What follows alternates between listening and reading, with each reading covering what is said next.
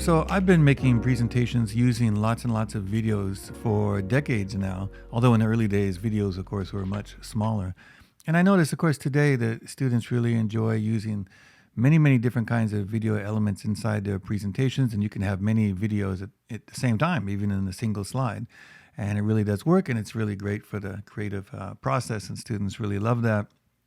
However, sometimes there are issues when they go down and they connect to the classroom or down in the conference room. They connect to the projector and they're a little bit shocked to find that it doesn't run so smoothly. This was really a problem in the early days using videos with different laptops, because sometimes the laptops don't have really, they might be quite inexpensive and they don't have the greatest memory systems, or I don't know what kind of GPU they're using. So it's fine in most cases, but when you really tax it with lots of video, that's when you start to see issues.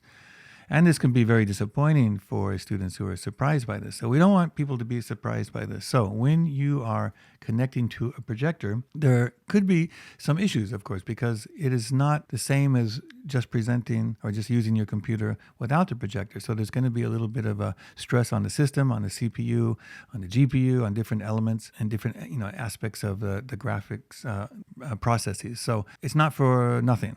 There is some cost, but usually you don't notice this because you're just using basic stuff when you're if it's Excel or some really basic kind of text-oriented PowerPoint or graphs and charts, it's not going to be a problem. But when you use lots and lots of video, this issue might come up. So what I call this is, what should you do before you present? And there are many things you can do. For example, making sure your system is updated. There are no other applications open and so on in the background.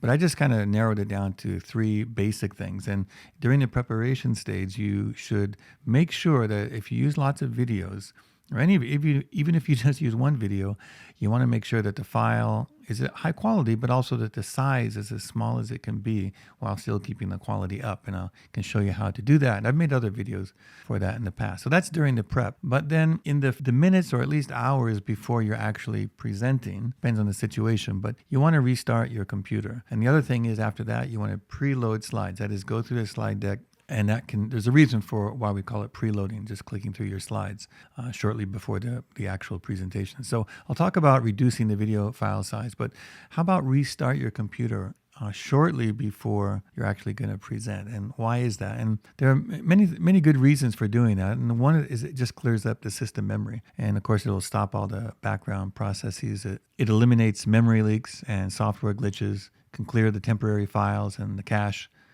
resets the graphic pipeline. And in some cases, it will just free up disk space. Hopefully that's not an issue, but yeah, so just think of it as, if you after you have a really good night's sleep and you've had a cup of coffee, you just feel like you're ready for the day. Well, it's kind of like that with computers. If you haven't restarted them for a while, they get kind of gunky. There's a lot of stuff going on in the background, over the days and weeks that you've been using it. So that's one. And then why would you want to click through your slides? And the reason that is, and why this matters, is that, so when you click through the slides just before the actual presentation, that sort of content from the video will be cached in the RAM. The video is also sort of buffered and your graphics can then be optimized. So it's just going to make sure that the videos will run much faster and smoother on playback. And it should ensure that there are fewer surprises, as sometimes you'll kind of get hiccups or some frames will be dropped. If you run through them first, and then a lot of that information is cached, then it should just run super smooth when you're doing it live. Okay, and then for reducing the file size, so if you're on Windows, I recommend HandBrake. So HandBrake is free, it's open source, so you can go here to download it. It's also available for Mac, and so if you prefer, you can use that rather than QuickTime. It's it's excellent software. So you can get HandBrake here. I'm not showing you how to use that here, but if you just search, there are many good videos on YouTube on how to use it. And for QuickTime, I made videos about that in the past, but it kind of looks like this. So for example, let's say we had a 4K video, but we don't need 4K. So we can downsize it to 1080p, which is fine. That's all we need. But then also, even if you kept it at 4K, we can save it as HEVC. So it'll have a smaller file size. And we can also preserve transparency if we have any. So I made a video about this in the past, about a year ago, that explains, I think, pretty well how to use QuickTime on a PC or a Mac, how you can export it. And there are different ways. You can export one at a time, or you can do it in a batch as well. Okay, so to reduce the file size, HandBrake for the PC, QuickTime for the Mac, or you could use HandBrake as well. But it's really important to decrease the file size. And the other thing is, don't wait until presentation day. We don't want to be surprised. So find a place if you can get there early the day before or several hours before. But ideally, you should do it long before the day of presenting. You want to connect it to a projector and make sure that it works. We don't want to be disappointed, Steve. And then also on the day, of course, of the presentation, make sure you restart your computer at least within the hour or so of your actual presentation, if not even, closer to the time. And then kind of run through your slides again. Not really for practice necessarily, because you've done that. You're very familiar with it, but just a way to sort of cache and buffer the video, cache your slides, and they should run even smoother. All right, so this is the example that I wanted to show you, because the question is, I had this video or this presentation with lots of videos in it. Now, what you're looking at here, I'm just using my iPhone here, but this is actually not the chalkboard, but the whiteboard. So this is the whiteboard, but it has this kind of projector, this short throw projector. So you can see that there's my MacBook Air with an M2 chip, but it's 2 years old, so it's not a new MacBook Air.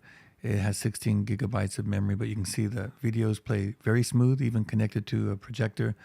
And you can see that it's just seamless, even just using this I'm just using an iPhone for the video, but it still looks pretty good. And then here you'll see 10 other videos come in. So 10 videos plus the video that's playing in the background, and they're all moving. So all these videos are going, even as they're being animated and moving in and out. They don't stop and they don't glitch. So it really, really works. So this is really, this is not a commercial for Apple. I don't work for Apple anymore, but I guess this could work on the PC as well. But this is on a 2-year-old Mac in Keynote, having 11 videos going at the same time. Works just fine. So please remember to reduce the file size if you're using videos. That's a really important skill. Most people are not actually familiar with doing this, the importance of doing this, but it is very important. So I do recommend that you learn how to reduce the file size of all your videos. And then on the day that you're presenting, make sure that you've restarted your computer and you've gone through your slides again to preload them. All right. Thanks very much.